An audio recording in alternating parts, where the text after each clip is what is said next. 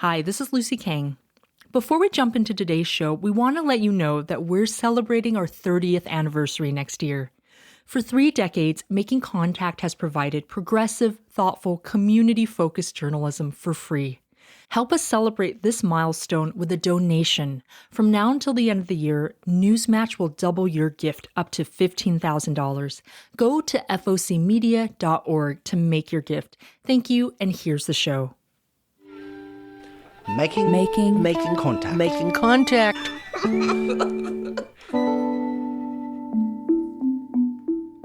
This is Making Contact, and I'm your host for the week, Anita Johnson. In today's digital world, search engines are often seen as neutral tools that simply help us find information. But what if the results we get from these platforms aren't as unbiased as we think? What if they're shaped by hidden forces, reinforcing harmful stereotypes and limiting access to knowledge? This is the premise of Dr. Safiya Noble's groundbreaking book, Algorithms of Oppression.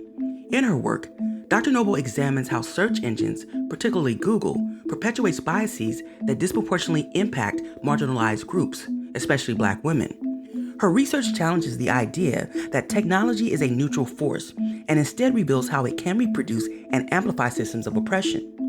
I began my conversation with Dr. Noble by asking what inspired her to write Algorithms of Oppression and what was the catalyst for her research into search engines and their biases. Well, I, like many people, when an economic recession happens, found myself going back to grad school. And I was, experiencing firsthand the effects of the housing crisis in 2006 to 2008. And I was leaving corporate America at a time when just about everybody I knew was losing their jobs, getting laid off, really struggling. And when I went into academia at that time, around 2008, I was so surprised at how people in the university were talking about these new big tech platforms that were emerging. I mean, maybe they weren't as big as they are now. This is like the early days of Facebook, when it was you needed a .edu email to be on the platform, for example, and YouTube had just kind of taken off and exploded, and people were imagining a future with that. And people in academia were talking about these platforms as if they were kind of like things like the new public library or the future of how we would access knowledge and information, almost like it was a public good. But I really knew from having been in corporate America that we were using search engines in particular to just like make our clients more visible. And I really understood them as advertising technologies, not as the new public library. And that dissonance between what I had experienced leaving industry and coming into academia was really I guess that was just like the place that I wanted to investigate. And I was thinking, honestly, at first, what would it mean that these tech companies would decide, let's say, what the history of Black knowledge and experience and culture would be, right? That people would start to use a search engine to look for Black people and Black culture, Black history, Black knowledge, and it would be whatever the programmers decided it would be. And that was the thing that got me. And I started doing a number of searches on, well, I guess probably the most infamous one that I've done and written about was what happened when you did keyword searches on Black girls and Black women. And back then, you got almost exclusively pornography as the representation of Black girls and women. And that really was the catalyst where I said, I need to write in detail for the public and for my colleagues in academia about what a search engine is in terms of it being an advertising technology, but more importantly, what are the stakes of turning to these kinds of technologies as a guide for the future of our kind of information ecosystem or the future of knowledge. Mm-hmm. Backing up a bit for the listening audience, Break down what algorithms are. I think most people understand search engines at this point, but what are algorithms in regards to your research and what you discovered and how they work in particular?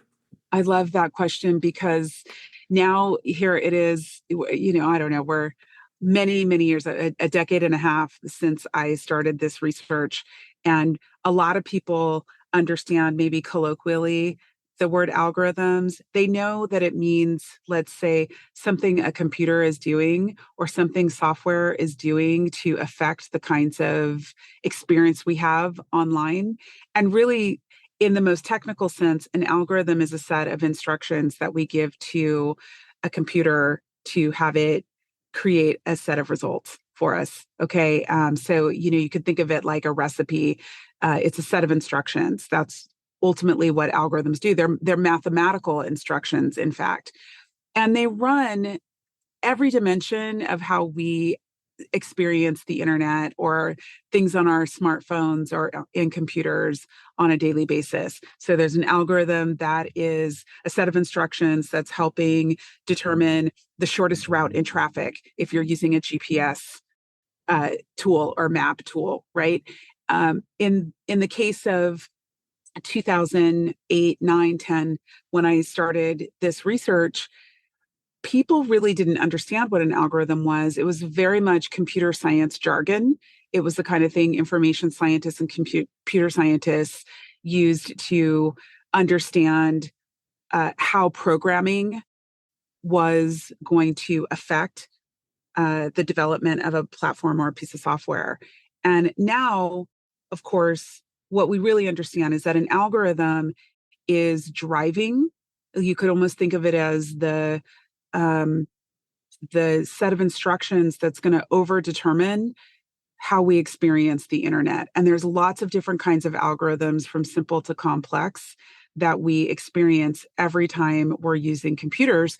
But we're also, even if we're not using computers, now that so many industries, schools, banks, landlords, you name it, are using software to make decisions, it means that all of us, in one way or another, are having decisions that affect our everyday lives determined by algorithms. Now, knowing that, going back to your initial search for Black women, Black girls, the first thing that would pop up would be pornography. How particularly harmful do you think these algorithms are to certain groups or communities based on your research? And even though you did all this research for the book years ago, has there been a change in regards to the way in which algorithms play into maybe producing a certain level of harm or misinformation, targeting certain communities and groups as well? I love that question because I have to say that we know a lot about media and how it affects us and how it affects societies and communities, different age groups, different demographics. One of the things, for example, that we know about television after more than 50 years of really good research around television is that when you experience racist or sexist or discriminatory stereotypes in something like television or film, you know that it has impact on audiences. It has negative impact on the people who are the subjects, right? So if it's a racist algorithm toward African Americans, then those stereotypes circulating in our society and people acting upon their negative beliefs about African Americans will do things like embolden racism or discrimination in our society. At UCLA, we have our Ralph J. Bunche Center, and one of our professors, who's also happens to be our interim chancellor right now, has led the Hollywood Diversity Report for more than a decade with very rich research about what happens when people are misrepresented in Hollywood. Now, I was looking at that research and I was thinking about the internet and what's different about the internet when you experience derogatory images about yourself or other people. In this case, I was thinking about my daughter. At the time that I was doing this research, she was a tween. And I was thinking, well, what happens when she is using a search engine and she's looking for things that other Black girls are interested in, and she sees all this pornography? In that context, unlike a movie or a television show, what we're led to believe is that a search engine is bringing back to us the most reliable, the most credible, and the most truthful information, websites, and other kinds of resources. Now, that's a totally different context than knowing that Hollywood is making movies based on, how much money they can make. Most people who use the internet and search engines think that they're looking and smarter people in Silicon Valley have developed these technologies to help them wade through millions of websites to bring back the very top 20, the very best ones to that first page of search result. And that context of believing that what you find in a search engine is fair, reliable, truthful, credible, really, to me, is so important to study and understand, because what that means is that not just my daughter, when she sees derogatory images about Black girls and women, but also her peers, her teachers, her employers, anybody who also gets those kinds of results. And in fact, I have been at scholarly conferences in the early days of my research where I would say, well, look at how these algorithms are programmed so negatively toward Black women. And scholars themselves would stand up and say, well, maybe Black women just do more porn, which of course we know is just patently false. So the strong belief that what we get in search is very reliable is the reason why we have to interrogate what's happening there. And in course, we see this translated to the second part of your question in politics. When people are looking for information about political candidates or political issues, search engines are just ripe for misinformation, propaganda, disinformation to flow through those systems, because ultimately political action committees or candidates, campaigns that have the most money can really affect what we see in the first page or the first couple of pages of search results. And so these are resources that I think we've been encouraged to rely upon when we know very little, in fact, generally speaking in the public, about how they work. I'm so happy you said that, because listening to you immediately, I was thinking misinformation, in particular because I think most people don't really understand how this stuff is working. And the thought initially would be, this is a computer, it's smarter than me. But what people are failing to realize is that it's this computer generated information that we're pulling up is actually being programmed by human beings. Absolutely. That's actually the most important dimension of remembering that, everything we experience in the world, for the most part, I think outside of the natural environment, and even that is increasingly manipulated by human beings, these are products of our imagination. And they're also limited by our imagination or lack thereof. I mean, we know that there are a lot of things that Silicon Valley companies do not test for, that they don't even think about looking at. We know that they don't hire, for the most part, underrepresented ethnic minorities. They don't hire women, generally speaking. It's certainly not as reflected in our population. So we have a narrow, kind of mostly homogenous type of person who's working in Silicon Valley, who's just not asking the kinds of questions, certainly, that I was asking in my research. And, in the book Algorithms of Oppression, there are just dozens of examples of highly consequential problems that happen when you're doing all kinds of different searching. And what we know is that since that book came out in 2018, the companies work very hard to try to fix those problems. So there are a number of different kinds of damaging effects, and people have both made those damaging effects. Companies, unfortunately, have also profited quite a bit from the damage. And yet, when it's time to take responsibility or accountability for the harm that comes from those products, somehow then it seems to just be articulated as it's just the computer code where we're not really sure what happened here.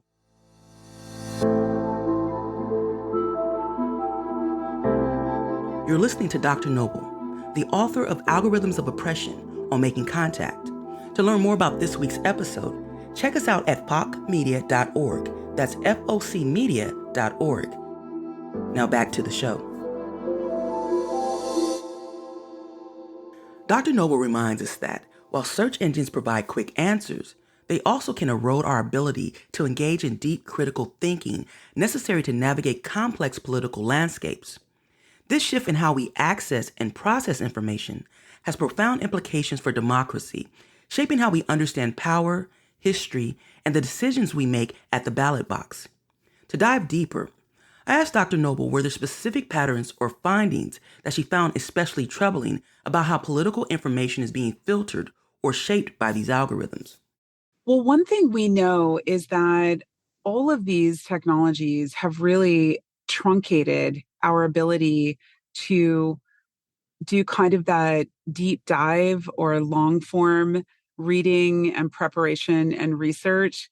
I'll tell you that I it's hard for me to find a colleague who's a professor or a teacher who doesn't comment at some point on how difficult it is to get students to read a lot of information or material.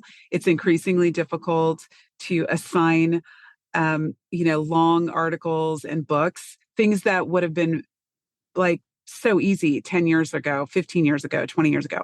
Okay, so this kind of socialization around instant information, thin reading, nuggets, bite-sized bits of information for sure impacts our ability as voters or people just interested in all kinds of things to really be able to go deep.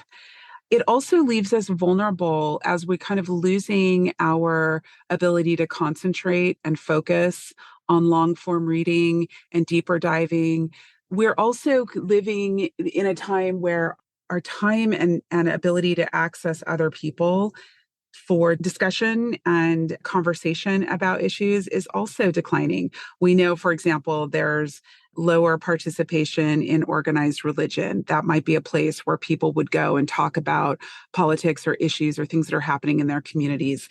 People are increasingly isolated. The whole ecosystem of how we live now has compressed our time and concentration and ability to think deeply about the consequences of who we're voting for, what we're voting on. So I think in some ways, while we can just search for something like, okay, what is this proposition about? Or what is this candidate about? Or should I even vote or not? In some ways, we feel like we have more access than ever. We also, in other ways, have kind of lost other types of access or other types of knowledge and thinking and time. And I think those are very important things to consider. We may have more information at our fingertips than we ever had before, but it is also increasingly difficult to make sense of what's fact, what's fiction, what we can count on, and how it's going to affect our lives. In an era where misinformation spreads with a single click and voting rights remain under attack, the stakes for civic participation have never been higher. I turned to Dr. Noble for her insights on how voter suppression tactics are evolving and what it means for Black communities. We want to remember that before the 2016 presidential election, Black people in particular, specifically, have been targeted with propaganda and disinformation to effectively discourage our political participation. We have people who are paid actors, paid influencers to discourage our participation in electoral politics, to encourage us to withhold our vote. We've also had massive voter disenfranchisement, purging of millions of African Americans off the voting rolls. So that is also, part of like what you and I experience in our families and in our communities, where people are like, I don't even know, like, this party's taking my vote for granted, and I'm going to withhold until they do right. Those are voter suppression tactics that people may not even be aware. Very smart people are also vulnerable to that kind of thing. So I just think, we have to get more sophisticated and nuanced ourselves about what it means to take away our right to vote, even by convincing us that there's nobody good to vote for.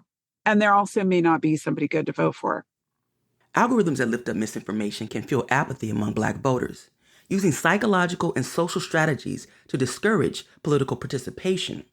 Propaganda may amplify the belief that voting doesn't lead to meaningful change in Black communities by highlighting systemic failures and unfulfilled promises. This overloading of negative messaging can also lead to serious emotional exhaustion and voter fatigue, making individuals feel overwhelmed and powerless to make a difference. But checking out of the political process is a slap in the face to those who fought hard for the right to vote.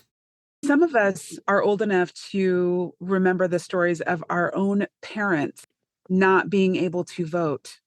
Okay. So I think for people, let's say Generation X and older, maybe really understand the sacrifices that were made by the generation before us, Right.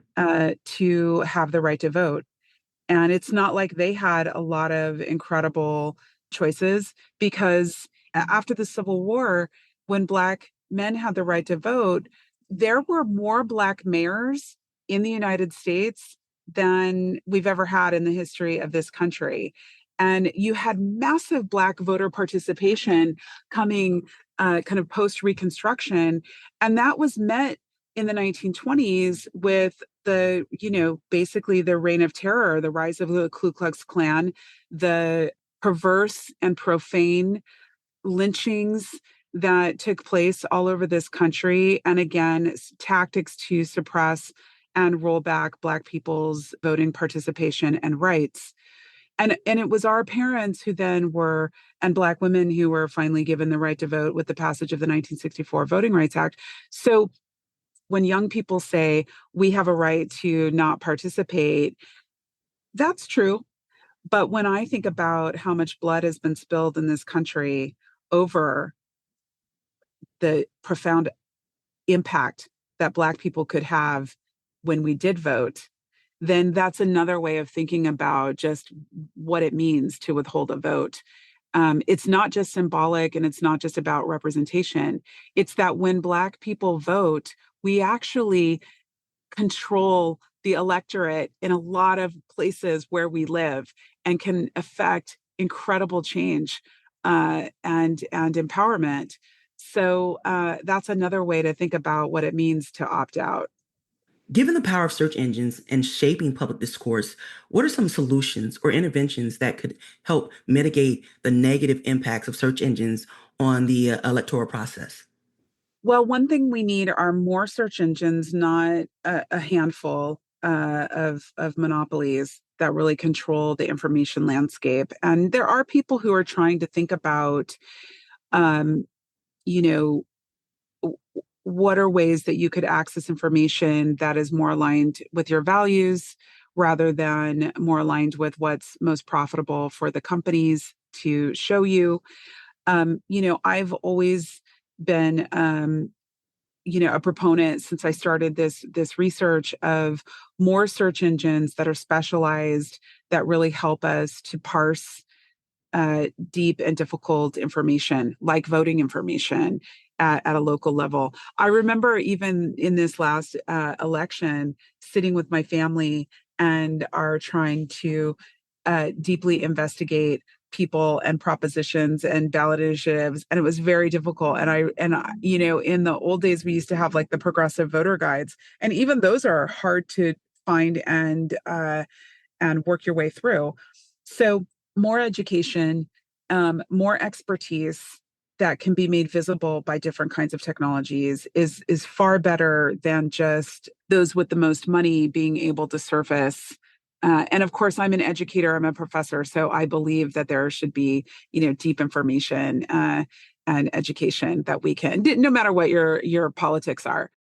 Last question. What can individuals and communities do to push back against algorithmic oppression based on your research or work and what you know to be fact at this point?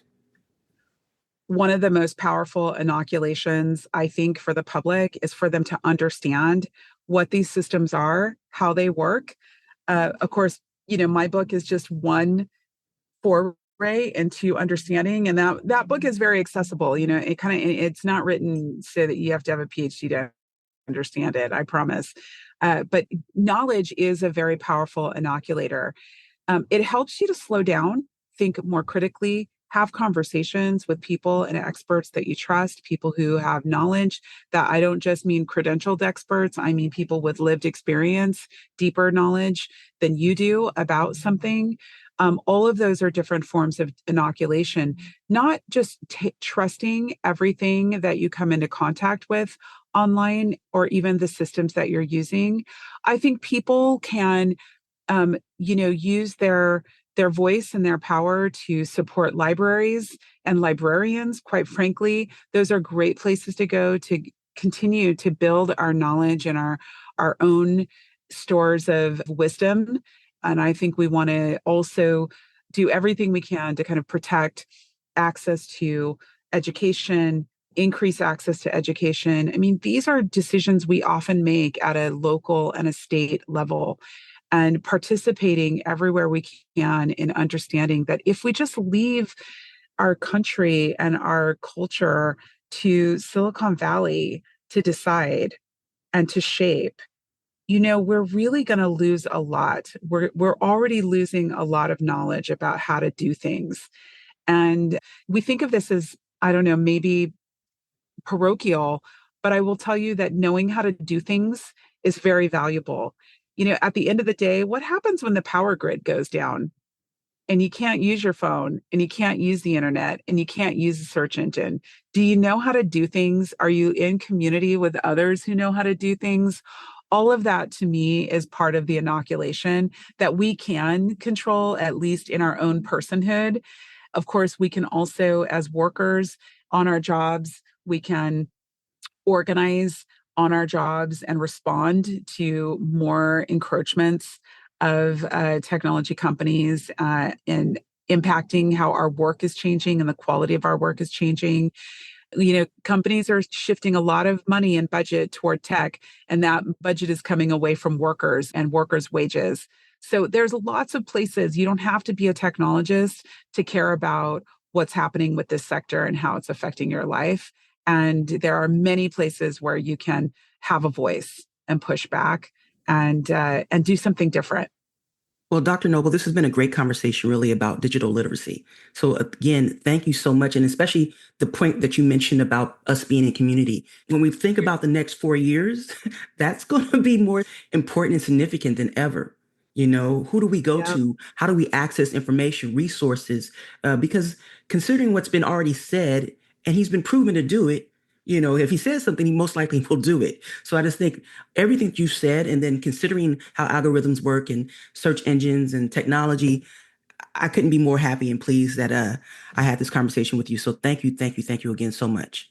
Thank you so much. And thank you for your work. I will tell you that journalism is one of the most important resources that we have. And I'm just so grateful for you and your work.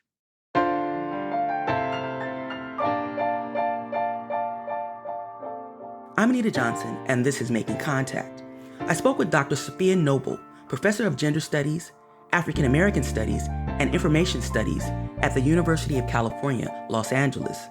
Professor Noble is the author of the best-selling book on racist and sexist algorithmic harm in commercial search engines, titled Algorithms of Oppression: How Search Engines Reinforce Racism. If you want to check out the book or hear this conversation again, you can visit us at focmedia.org. That's FOCmedia.org. Thanks for listening to Making Contact.